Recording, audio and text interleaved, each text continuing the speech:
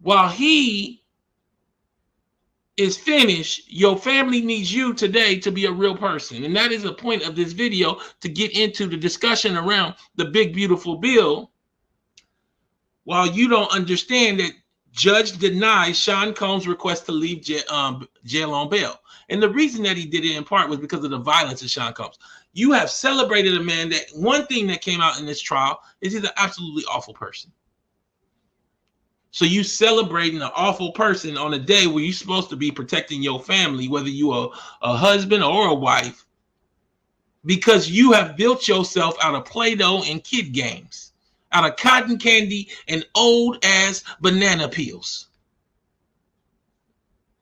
You think it's important what happened 30 years ago, when you don't understand this next 3 years may be so tragic for you that you might not be able to deal with them. What do you mean? If you're not keeping up with this big, beautiful bill and concerned about the Diddy trial or making TikTok clips, you're not a mature adult.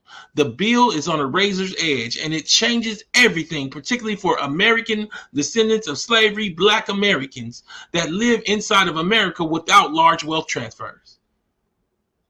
What this bill is effectively doing, in my view, is making clear everything that I've told you has been coming for a decade. And it will bring it to your doorstep over the course of 12 months or less, 24 to 12 months, probably less than 12. What do you mean? What America is saying is your grandparents that made the money during the boomer era have to pay the bill today. Student loans may jump to $1,000, $1,500 payments. Nobody cares whether you have it or not. Peach Care, which is Medicaid that covers all kids, might disappear in some parts, or different forms of it all throughout the states. We'll talk about it in a second. Food stamps that allow for fragile neighborhoods to stay together because people are not starving. Have you ever been around a starving person in your lifetime? Well, you might find out under this bill.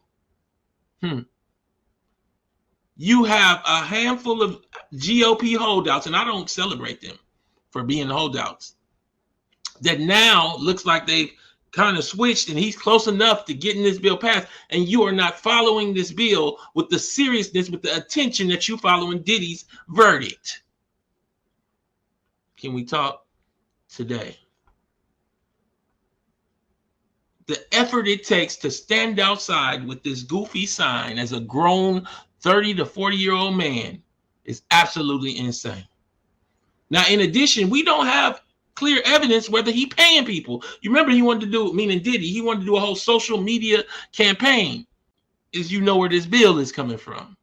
And part of what I want to do is talk about what happened last night. House GOP holdouts fall in line, agree to bring Trump's agenda to the floor. So we move from the holdouts to the agenda coming to the floor for the vote. And if it gets past the vote, we almost there to getting that signature from Trump. And then you will know that all the stuff that I'm saying is a possibility become very real. People really aren't grasping. Being ADOS, American descendant of slavery, you are likely one relationship removed from these working class programs. A neighbor, a cousin, or even a sister silent about how Thanksgiving is from SNAP, food stamps. If you go to somebody's house and you eat some good food, some Thanksgiving turkey, some yams, you don't know how they paid for that yam. In fact, you'll have somebody on a program that isn't called Medicaid and not know you're on Medicaid. It's just called Peach Care because you're in Georgia. All this fatalism, everybody saying it's time, I want to see it. I don't want to see it. All this fatalism about it's time and I'm ready will be met with the realities many of us aren't ready to confront. Are you ready to fight somebody that doesn't have food to eat over your purse? All this fatalism, everybody saying it's time, I want to see it. I don't want to see it. All this fatalism about it's time and I'm ready will be met with the realities many of us aren't ready to confront. Are you ready to fight somebody that doesn't have food to eat over your purse? I don't want to see you go through that fight. What I am saying today, you need to be aware why that might happen so you're not frustrated about being Black. What you mean about being Black? This right here. So this data was released back in 2012, but they won't give us the new data. I've been checking the Bureau of Labor. This comes from the Bureau of Labor so that we can see the roadmap of who black people are in America. That comes from a president.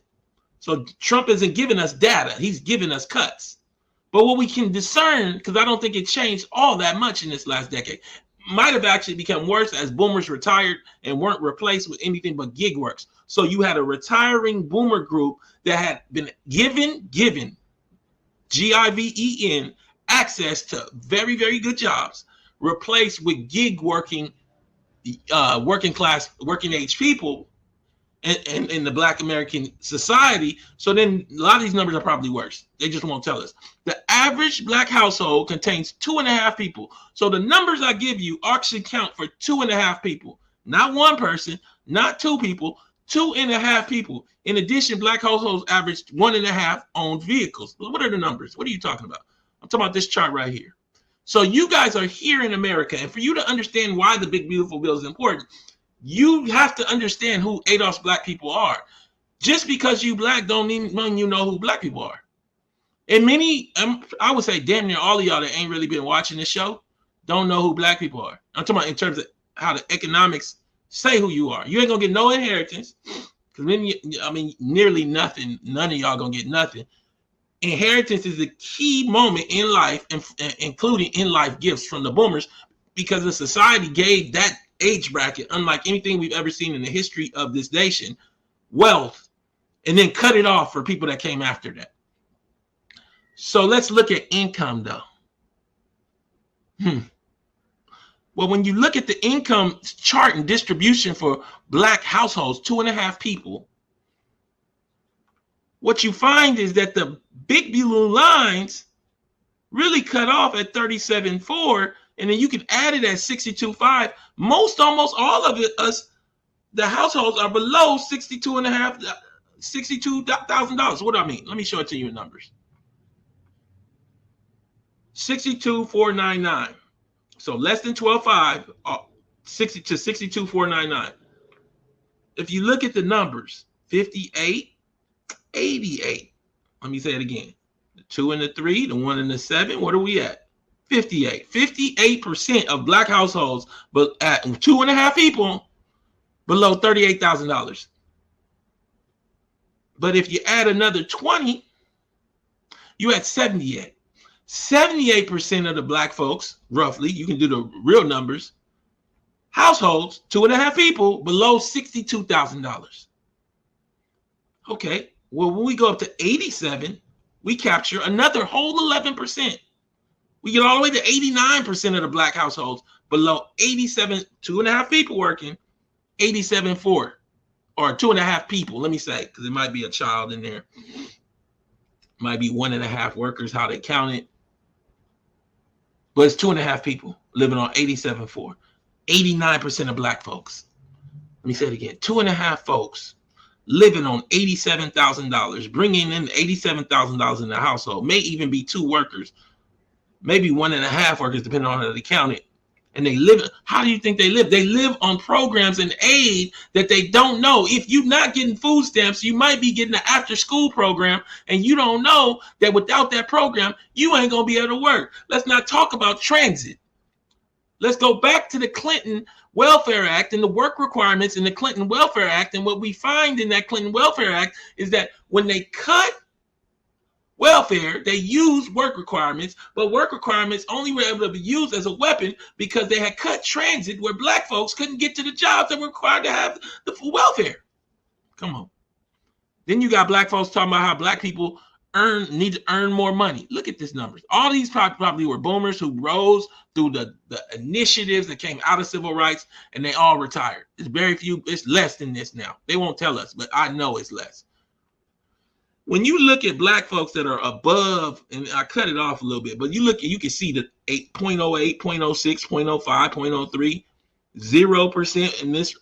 When you add all these numbers up, that might be 0.5% of Black folks that are above a couple $100,000 in income, which is no big money in America.